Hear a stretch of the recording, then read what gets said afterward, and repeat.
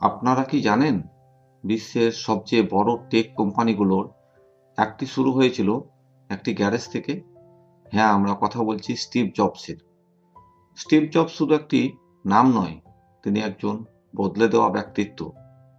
এই ভিডিওতে আমরা জানব স্টিভ জবসের শৈশব, তার শুরুর দিনগুলো এবং কিভাবে তিনি অ্যাপেল কোম্পানি প্রতিষ্ঠা করেছিলেন। তো চলুন শুরু করা যাক। স্টিভ জবস 1955 সালের 24শে ফেব্রুয়ারি ক্যালিফোর্নিয়ার সান ফ্রান্সিসকো শহরে জন্মগ্রহণ করেন। কিন্তু জানেন কি, স্টিভ তার আসল বাবা মায়ের সঙ্গে বড় হননি। তার আসল বাবা মা তাকে জন্মের পরেই দত্তক দেন। তাকে দত্তক নেই পল এবং ক্লারা জবস, যাদের পরিবারটি ছিল মধ্যবিত্ত পরিবার। পল জবস ছিলেন একজন দক্ষ মেকানিক আর ক্লারা জবস ছিলেন একজন অ্যাকাউন্ট্যান্ট। তারা স্টিভকে খুব ভালোবাসতেন এবং সব সময় চেষ্টা করতেন তাকে ভালোভাবে বড় করার। ছোটবেলায় স্টিভ তার বাবার গ্যারেজে যেতেন এবং সেখানকার যন্ত্রপাতি নিয়ে খেলা করতেন। এখান থেকেই তার প্রযুক্তির প্রতি ভালোবাসা শুরু হয়। পল তাকে দেখাতেন কিভাবে বিভিন্ন ইলেকট্রনিক্স যন্ত্র মেরামত করতে হয়, আর এটি স্টিভকে খুবই আকর্ষণ করত। স্কুল জীবনে স্টিভ ছিলেন খুবই কৌতূহলী। তিনি নতুন জিনিস শিখতে খুবই ভালোবাসতেন, কিন্তু তার পড়াশোনায় খুব বেশি মনোযোগ ছিল না। স্টিভের শিক্ষকেরা অনেক সময় বলতেন তিনি ক্লাসে অতিরিক্ত প্রশ্ন করেন, তবে এ থেকেই বোঝা যায় তিনি কতটা জানার আগ্রহী ছিলেন। তিনি সবসময় ভাবতেন ক্লাসে পড়ানো জিনিসগুলোর বাইরেও কিছু শেখার আছে। এই প্রবণতাই তার ভবিষ্যৎ জীবনের পথ তৈরি করে দেয়। তার ছোটবেলায় একটি মজার ঘটনা ঘটে। স্টিভের বয়স যখন মাত্র 12 বছর, তখন তিনি সাহস করে খোদ বিল হিউলেটকে ফোন করেন। এই বিল হিউলেট ছিলেন সেই সময়ে প্রধান প্রযুক্তি ব্যক্তিত্ব। স্টিভ তাকে সরাসরি বলেছিলেন, আমি একটি প্রজেক্ট করছি, কিছু যন্ত্রপাতি লাগবে, আপনি দিতে পারবেন কি? বিল হিউলেট শুধু তাকে যন্ত্রপাতি দেননি, বরং তাকে ডেকে নিজের কোম্পানিতে গ্রীষ্মকালীন ইন্টার্নশিপ করার সুযোগও দেন। এটা স্টিভের জীবনের একটি বড় মোড় ছিল। যখন স্টিভ টিনেজার ছিলেন, তখন তার পরিবার সিলিকন ভ্যালিতে চলে আসেন। এই এলাকাটি প্রযুক্তি উদ্ভাবনের কেন্দ্র হিসেবে পরিচিত। সেখানে স্টিভের আশেপাশে ছিল অনেক প্রযুক্তি বিশেষজ্ঞ, যারা নতুন নতুন যন্ত্রপাতি বানাতেন এবং ইলেকট্রনিক্স নিয়ে কাজ করতেন। স্টিভ প্রায়ই এই বিশেষজ্ঞদের সঙ্গে সময় কাটাতেন। তাদের কাজ দেখা এবং শিখতে চেষ্টা করা তার দৈনন্দিন রুটিনের অংশ হয়ে ওঠে। এই অভিজ্ঞতা তার মনে প্রযুক্তি এবং উদ্ভাবনের প্রতি গভীর ভালোবাসার জন্ম দেয়। এই সময়ে স্টিভের জীবনে আরেক গুরুত্বপূর্ণ ব্যক্তি আছেন, যার নাম স্টিভ ওজনিয়াক। তারা দুজন একই রকম চিন্তা করতেন। ওজনিয়াক ছিলেন একজন প্রতিভাবান ইঞ্জিনিয়ার, যিনি বিভিন্ন ধরনের ইলেকট্রনিক্স ডিভাইস বানাতে ভালোবাসতেন। তাদের বন্ধুত্ব খুব দ্রুত গভীর হয়ে ওঠে, কারণ তারা দুজনেই নতুন কিছু বানানোর প্রতি গভীরভাবে আগ্রহী ছিলেন। 1970-এর দশকে স্টিভ এবং ওজনিয়াক দুজনে মিলে প্রথম একটি প্রজেক্ট শুরু করেন। প্রজেক্টটির নাম ছিল ব্লু বক্স। এটি ছিল এমন একটি ডিভাইস যা দিয়ে মানুষ ফ্রিতে ফোন কল করতে পারত। যদিও এটি বৈধ ছিল না, তবে এই অভিজ্ঞতা তাদের দেখিয়ে দেয় তারা দুজনে একসঙ্গে কত বড় কিছু করতে পারে।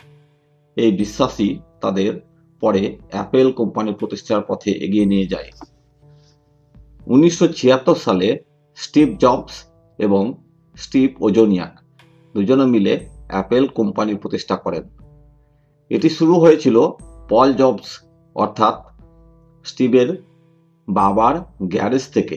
তাদের প্রথম প্রোডাক্ট ছিল অ্যাপেল ওয়ান কম্পিউটার। এটি ছিল একটি সহজ কিন্তু কার্যকরী কম্পিউটার, যা ব্যক্তিগত ব্যবহারের জন্য উপযুক্ত ছিল। তবে শুরুর দিনগুলো সহজ ছিল না। তাদের প্রোডাক্ট তৈরি করতে এবং বাজারে আনতে বিনিয়োগ প্রয়োজন ছিল। সেই সময়ে মাইক মার্কুলা নামের একজন বিনিয়োগকারী তাদের পাশে দাঁড়ান।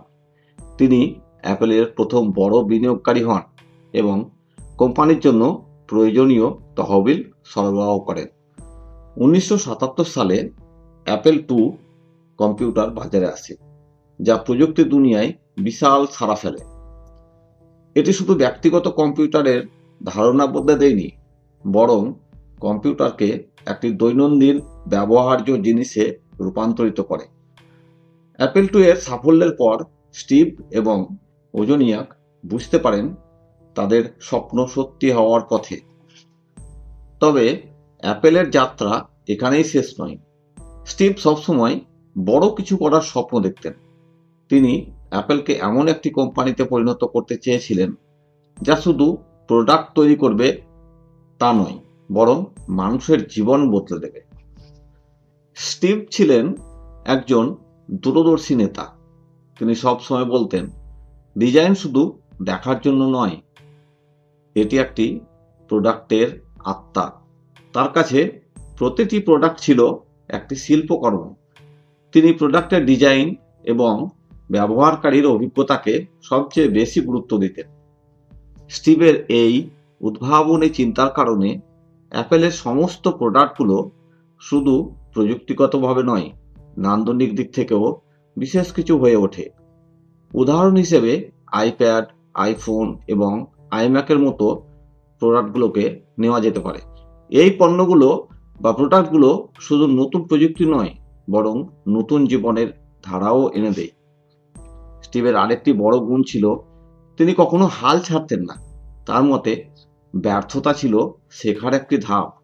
তিনি সবসময় বিশ্বাস করতেন, একজন মানুষ যদি যথেষ্ট চেষ্টা করে তাহলে সে পুরো পৃথিবী বদলে দিতে পারে।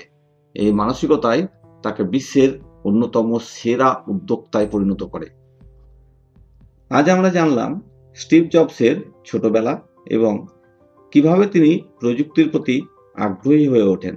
তার শৈশব এবং তরুণ বয়সের অভিজ্ঞতাগুলো তার জীবনের ভিত্তি করে দেয়। তার এই যাত্রা ছিল খুবই অনুপ্রেরণামূলক, কিন্তু এই ঘটনা এখানেই শেষ নয়। পরে আমরা আরও একটি ভিডিও করব এবং সেখানে আমরা জানব কিভাবে স্টিভ জবস তার নিজের তৈরি অ্যাপেল কোম্পানি থেকে বিতাড়িত হন এবং কিভাবে তিনি ফিরে আসেন এবং ফিরে এসে কোম্পানিকে নতুন উচ্চতায় নিয়ে যান। এটি একটি ঘটনা যা আরও বেশি চমকপ্রদ। আপনাদের যদি এই ভিডিওটি ভালো লেগে থাকে তাহলে লাইক করুন, শেয়ার করুন এবং আমাদের চ্যানেলটি অবশ্যই সাবস্ক্রাইব করুন আর আমাদের সঙ্গে থাকুন। এই রকম আরও